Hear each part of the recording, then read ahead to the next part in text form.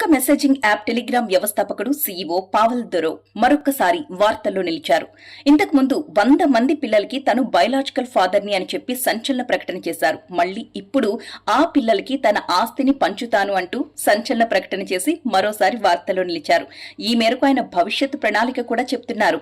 15 ఏళ్ల పాటు తాను చేసిన వీర్యదానం ఫలితం 12 దేశాల్లో 100 మంది పిల్లలని చెప్తున్నారు పావెల్. అయితే వారికి కూడా ఆయన జీన్స్ తో పుట్టిన పిల్లలు కాబట్టి ఆస్తిలో సమాన హక్కు ఉంటుంది అని చెప్తున్నారు. ఈయనకి సొంత పిల్లలు 6. ఈయనకి వివాహం కాలేదు, కానీ 3 మహిళలతో సహజీవనం చేస్తున్నారు. వాళ్లకు పుట్టిన పిల్లలు 6 ఉన్నారు. వాళ్ళు కాకుండా ఈ 100 మందికి కూడా తన ఆస్తి నుంచి సమభాగం వెళుతుంది అని వీలునామాలు రాశారు. కానీ కండిషన్ అప్లై అండోయ్ ఏంటంటే ఆ పిల్లలకి 30 సంవత్సరాల వయసు వచ్చే వరకు కూడా ఈ ఆస్తి వాళ్లకు చెందదు. వాళ్లు వాళ్ల కాళ్ల మీద నిలబడి వాళ్ల కెరియర్ లో వాళ్లు రాణిస్తున్నప్పుడు మాత్రమే ఈ ఆస్తి చెందుతుంది అని వీలునామాలు రాశారు. ఇందుకే ఆయన వయసు ఎంతో తెలుసా? 40 ఏళ్లే. కానీ ఎప్పుడు ఏం జరుగుతుందో తెలియదు. జీవితం ఎలా టర్న్ అవుతుందో తెలియదు. ఎంతమంది శత్రువులు మన వెనక పొంచి ఉన్నారో తెలియదు. అందుకే ముందు జాగ్రత్తగా ఈ వీలునామా అంటున్నారు పావెల్.